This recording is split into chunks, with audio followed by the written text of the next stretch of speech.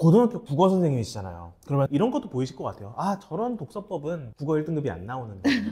그런 빅데이터가 있으시잖아요. 국어 1등급으로 이끄는 독서법, 원칙과 꿀팁을 좀 소개해 줄 수 있으실까요? 일단 국어 1등급을 목표로 하려면 그래서 요즘 대학 입시에서도 네네. 뭘 강조하냐면은 생활기록부 내용을 볼 때 이런 내용이 있을 때 훨씬 그 과목에 대해서 애정이 있고 깊이 있게 공부했다라는 것을 보여줄 수 있는 거죠. 그것이 입학사정관 분들 말씀에 의하면 아주 훌륭한 학생, 조금 덜 훌륭한 학생을 구분하는 중요한 기준이라고 얘기를 하시더라고요.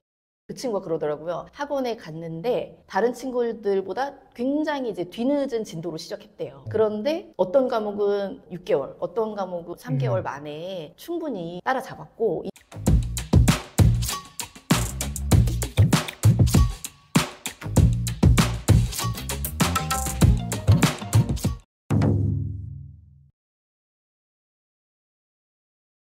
안녕하세요. 자녀교육에 꼭 필요한 인사이트를 드리는 가든패밀리 브루스피디입니다. 여러분, 오늘 정말 특별한 손님을 모셨습니다. 공부 잘하는 아이는 이렇게 독서합니다의 저자이신 황선영 선생님을 모셨습니다. 안녕하세요, 선생님. 안녕하세요. 선생님, 우리 시청자분들께 소개 한마디 부탁드려도 될까요? 저는 고등학교에서 국어를 가르치고 있고요. 초등학교 6학년, 중학교 1학년 두 아이의 엄마인 국어교사 황선영입니다. 반갑습니다. 오늘 시간 내주셔서 감사합니다.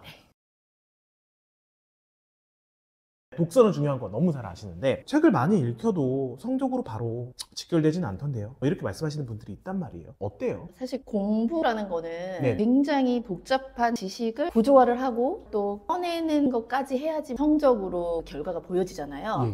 그래서 독서를 슬렁슬렁 하는 거 가지고는 공부로 연결되기는 어려운 것 같아요. 네. 예를 들면 책을 읽긴 읽었는데 무슨 내용인지만 아는 거죠. 그러니까 줄거리만 대충 알고 홍길동전을 읽었다 치면은 홍길동이 이렇게 했잖아. 뭐 이렇게까지만 알지. 그 맥락이나 뭐 홍길동이 어떤 행동을 했는데 이게 무슨 의미가 있었고 이것이 사회에서는 어떤 의미를 가지고 뭐 이런 것들에 대해서는 제대로 파악을 못하는 경우가 굉장히 많아요. 그래서 똑같이 수업을 했는데 그 작품을 다 같이 읽었거든요. 30명이. 그런데 시험을 봤는데 문제를 틀리고 맞추고는 차이가 천차만별인 이유가 대부분 읽기만 한 거죠. 해독만 한 거예요. 문자만.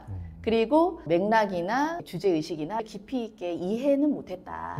부모님들께서 책을 같이 읽고 아이하고 책에 대해서 얘기를 많이 나눠보시면 얼만큼 이해를 했는지 알 수 있는데 대체로는 이거 읽어. 재밌니? 이런 수준의 대화로 끝나기 때문에 아이가 책을 얼마나 잘 읽었는지는 파악하기 어려우신 것 같아요. 이런 질문은 아이의 문해력을 성장시키고 이런 대화는 독서 의지를 꺾는다. 꼽아줄 수 있을까요? 일단 독서 의지를 꺾는 질문은 아까 말씀드린 것처럼 아이의 생각의 깊이를 전혀 측정하지 못하는 질문이죠. 예를 들면 재밌었어? 뭐 이런 식의 질문은 추상적이고 아이가 뭐라고 답해야 될지 모르겠는 그런 질문을 할 경우에는 아무것도 알아낼 수가 없는 질문이고 그리고 의지를 꺾는 대표적인 예는 너는 맨날 그런 책만 읽더라? 뭐 소설책만 읽어서 공부가 되겠니? 뭐 이런 식의 아이의 독서 감수성을 무너뜨리는 질문이에요. 아이하고 책 대화를 많이 나누시고 깊이 들어가는 분들의 질문의 특징은 생각해 볼 수 있는 질문 그리고 아이의 내면을 표현할 수 있는 질문을 끌어내는 거.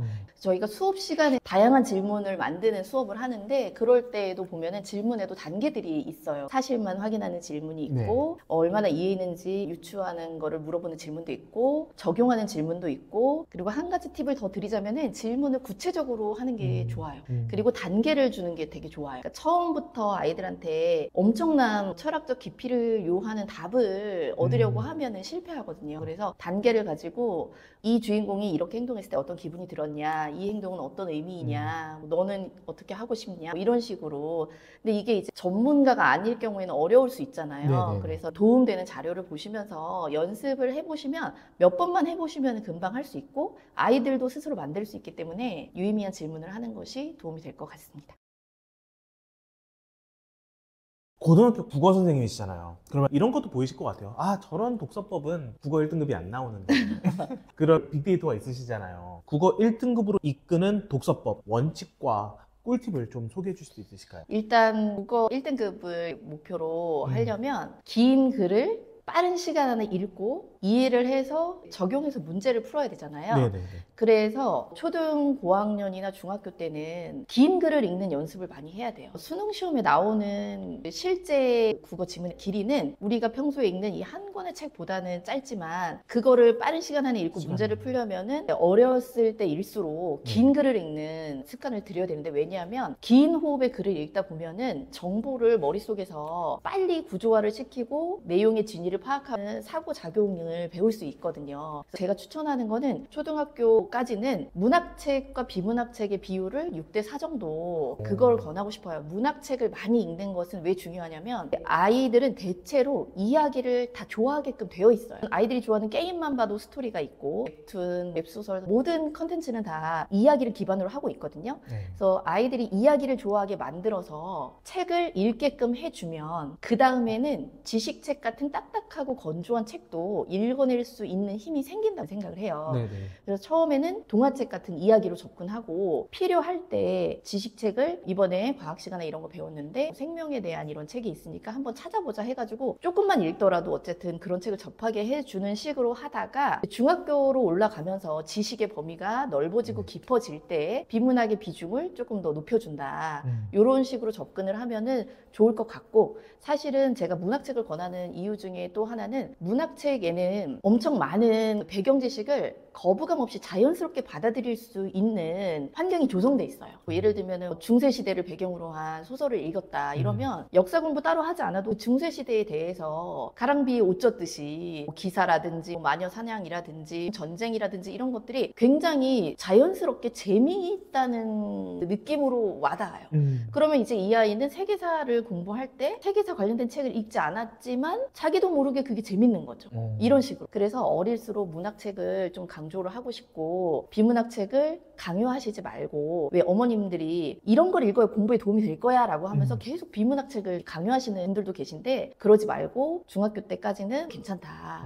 오히려 문학을 좋아하던 친구들은 비문학책을 금방 읽어요.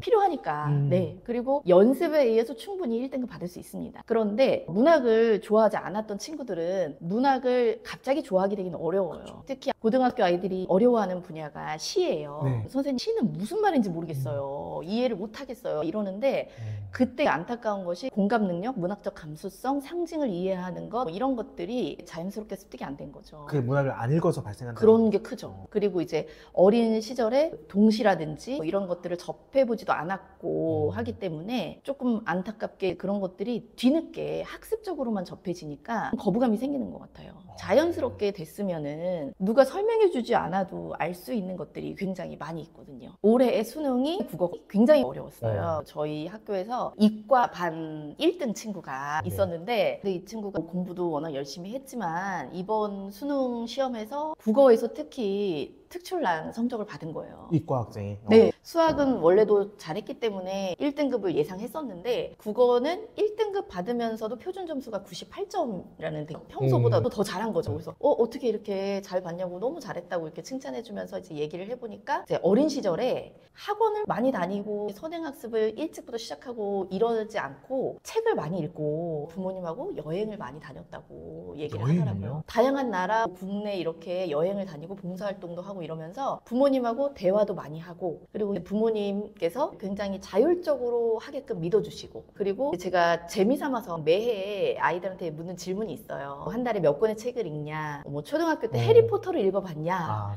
근데 저희 반에 5명이 손을 들더라고요. 해리포터를 5명이 읽어봤대요. 영화는 많이 봤지만 소설을 끝까지 읽은 친구는 별로 없더라고요. 그 다음 질문이, 그러면 해리포터를 원서로도 읽었니? 그랬더니 이 친구가 손을 들었었거든요. 그러니까 이 친구는 독서를 정말 좋아하는 친구고, 뭐 수학, 과학을 더 좋아하긴 하지만 그래도 독서를 통해서 쌓아왔던 사고력이나 능력이 수능 시험에서 더 빛을 발한 거고, 그리고 수학학원을 같이 다닌 친구들하고 밥을 먹었어요. 그래서 제가 농담으로 그 수학학원을 다 같이 다녔는데 왜 얘만 1등급이야? 그랬더니 다른 친구들이, 선생님 근데 얘는 초등학교 때부터 책을 진짜 많이 읽었어요, 이렇게 얘기를 하더라고요. 그래서 제가 책 많이 읽는 거랑 수학을 잘하는 거는 조금 다를 수도 있잖아. 그랬더니 문해력, 그러니까 그러니까 독해하는 능력 그런 것들이 어려운 수학 문제를 풀 때 그리고 자기가 배운 수많은 수학의 공식들을 어떤 문제에 적용시켜야 하는지 생각해낼 때도 도움이 됐던 것 같다고 이제 얘기를 해줘가지고 아 이게 되게 중요하구나. 생각보다 문해력이라는 것이 전 과목에 영향을 많이 미치는구나. 이렇게 큰 깨달음을 더 얻었죠. 근데 그 친구는 그래서 어느 대학?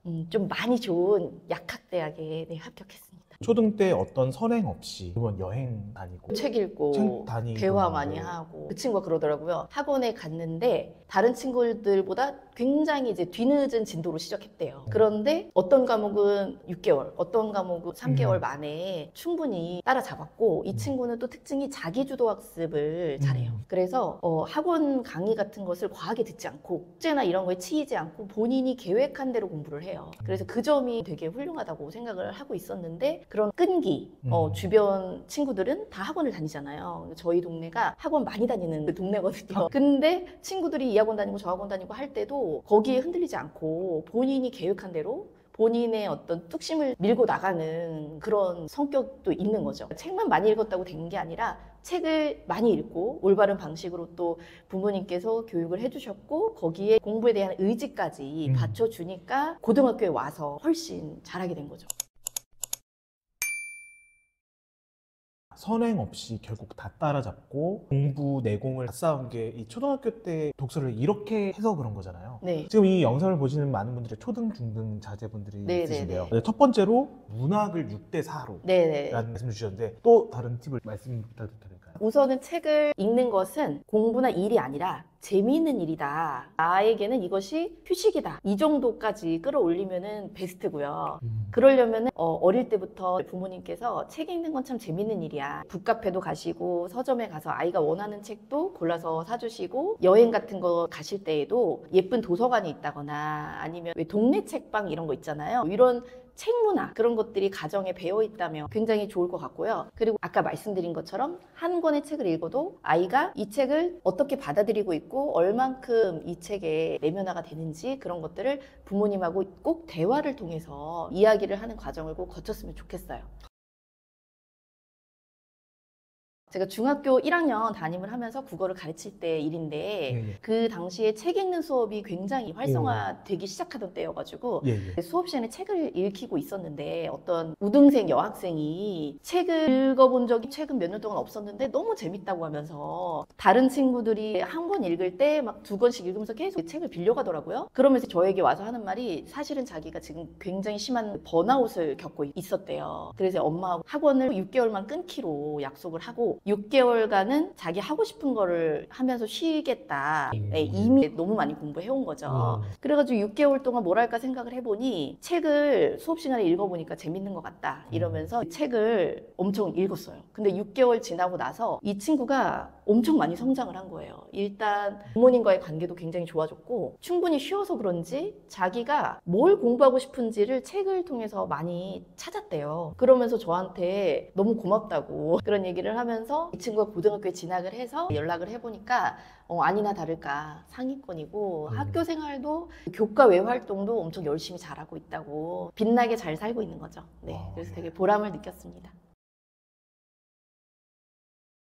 교과 연계한 독서 로드맵이 있다고 말씀을 해주셨어요. 한번 소개 부탁드려도 될까요? 이제 교과서와 연계된 독서가 왜 필요하냐면은 교과서는 굉장히 요약본이에요. 그래서 많은 방대한 지식과 배경을 많이 생략된 상태로 제시가 되어 있어요. 그래서 아이들이 이걸 읽고 이해하기 어려운 애, 이해는 했지만 흥미가 안 생기는 애로 나눌 수 있어요. 그래서 이걸 이해하면서도 흥미를 가지고 탐구적인 자세로 교과 내용에 접근하게 해주시려면은 반드시 그 교과 내용의 배경을 담고 있는 책을 같이 읽혀주시면 훨씬 좋아요. 이게 초등학교만 사실 해당되는 게 아니라 중학교, 고등학교에서도 굉장히 중요하게 생각되는 교육의 포인트예요. 그래서 요즘 대학 입시에서도 뭘 강조하냐면은 생활기록부 내용을 볼 때 교과와 관련된 혹은 거기에서 확장된 도서 활동, 독서 활동을 통해서 이 아이의 탐구심을 측정하려고 해요. 예를 들어서 화학 시간에 배운 어떤 개념에 대해서 그냥 수업 시간에 이런 활동을 했다 뿐만 적혀 있는 게 아니라 관련된 책, 깊이가 있는 책을 읽고 그거에 대해서 자기가 궁금한 걸 더 찾아보고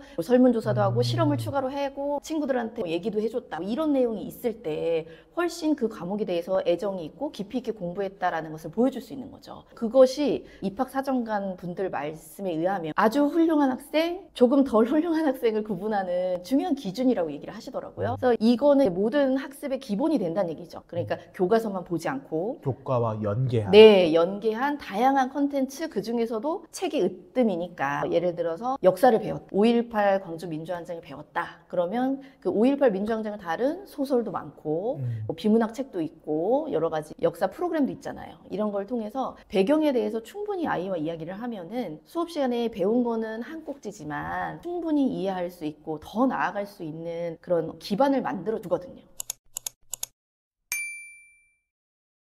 학교에서는 독서 토론 수업을 하는데 어떤 명제 있잖아요. 예를 들면 장애인 분들이 우리 사회를 살아가는 데 있어서 어려움이 많기 때문에 세금을 활용해서 복지를 위해서 투자를 해야 된다라는 것에 대해서 친구들하고 토론하는 과정이 있었는데 이제 거기에 대해서 왜 주어진 상황 자체가 이해가 안 되는 그런 친구들이 있더라고요. 네. 그래서 거기에 대해서 이제 얘기를 나누는데 제가 뭘 읽으라고 한 건 아니었는데 어떤 책을 읽은 친구가 소설을 추천해 줬어요. 그러면서 요거 읽어봐 이러면서 책을 읽더니 아 이런 현실이구나. 자기가 머릿속으로만 상상하는 것과 실제로 책을 통해서 그 사람의 삶을 들여다볼 때는 체감하는 게 다르기 때문에 네네네. 그래서 조금 더 이해에 가까워지는 거. 그리고 또 이제 과학 시간이었는데 생명과학 시간에 너무 어려운 거예요. 유전에 대해서 배울 때. 이 친구들이 굉장히 어려워하니까 또 생명과학을 좋아하는 친구가 친구들을 돕고 싶은 마음에 본인이 자주 읽는 과학 잡지에서 그 수업 시간에 배운 내용과 관련된 기사 같은 거를 친구들한테 추천해 주는 거예요. 읽어보라고. 그러니까 교과서의 개념은 굉장히 집약적으로 설명이 돼 있는데 그 기사문은 설명이 이해하기 쉽게 길게 나와 있고 예시도 있고 사진도 더 있으니까 확실히 그 개념이 이해도 잘 되고 재미있다고 얘기를 하더라고요. 이런 생각을 하게끔 해주는 것 같아요. 책이 그런 마중물 역할을 할 수 있다는 거죠. 문자 그대로 있는 책이 아니라 그런 식으로 연결이 된다라는 네, 게 정말 그거는 신기하네요. 제가 봤을 때는 책이 아니면은 하긴 어려워요. 문제집만 풀어서는 절대 못해요. 네. 고등학교 선생님이시다 보니까 어떤 아이가 국어 1등급을 받는지 아무래도 좀 여러 가지가 보이실 것 같아요. 지금 이 영상을 보시는 분들은 이제 초, 중 등 학부모님이실 텐데 아이의 문해력을 올려주기 위해 지금도 이 영상을 보신단 말이에요. 네. 이거 하나만 기억해 주세요. 한 키워드를 꼽아 주신다면 어떤 키워드를 꼽아주고 싶으실까요? 문해력을 키우기 위해서 초등학교 고학년 그리고 중학교 아이를 둔 어머님들은 가장 중요한 게 조급해 하시면 안 되는 것 같아요. 네. 그래서 지금 이 책을 읽을 시간에 영어 숙제를 해야 된다, 수학 문제를 풀어야 된다라는 강박을 버리시면 그리고 마음의 여유를 가지고 멀리 보시고 책 읽을 시간을 확보해 줄 수 있는 건 부모님이거든요. 네네. 네, 그거를 확신을 가지고 하셨으면 좋겠어요. 우리 아이가 지금 수학 숙제, 영어 숙제로 책을 읽을 마음의 여유도 없고 시간의 여유가 없는 건 아닌가를 항상 점검하시고 책을 읽을 수 있는 시간이 있었나 그걸 생각을 해보시면서 천천히 아이와 함께 읽으시면 네, 그러면 충분히 문해력을 끌어올릴 수 있습니다. 아, 말씀 감사합니다, 선생님. 이번에 공부 잘하는 아이는 이렇게 독서한다, 이렇게 신간 도서를 출간을 하셨는데요. 이 책은 누가 읽으면 좀 될까요? 문해력을 키워야 되는데 어떻게 하면 좋을지 모르겠다라고 약간 걱정되시는 부모님들도 읽으시면 좋고요. 저는 학생들에게도 권하고 싶어요. 자기가 왜 책을 읽어야 되는지 모르겠다 이런 생각을 하는 친구들한테 권하고 싶고, 제목은 공부 잘하는 아이는 이렇게 독서합니다 이지만 사실 독서를 해서 손해날 건 하나도 없어요. 네. 제가 여기 오기 전에 또 막 조사를 해보니까 어떤 서울대 유명하신 교수님이 서울대 학생들한테 설문조사를 하셨대요. 책을 많이 읽었던 서울대 학생이 몇 프로인가 궁금하셨나 봐요. 네. 근데 67점 몇 프로가 책을 많이 읽었다라고 얘기를 했대요. 어린 시절에 책을 많이 읽었다. 그래서 제가 이걸 가지고 우등생인 친구들하고 토의를 했어요. 얘들아, 그러면 나머지 32%는 책 안 읽고도 어떻게 서울대를 갔지? 그랬더니 그 친구들이 비문학 지문을 많이 읽었겠죠 이러는 거예요. 어쨌든 뭐든 읽었겠죠 선생님. 막 이렇게 농담을 막 하고, 책을 많이 읽는 동안 아이가 성장을 하고 그 성장 덕분에 공부도 당연히 잘할 수 있지만 그 외의 것들이 아이의 인생을 훨씬 더 풍요롭게 한다는 것을 믿어주시면 좋을 것 같습니다. 아, 네, 오늘 정말 따뜻한 인사이트 나눠줘서 너무 감사합니다.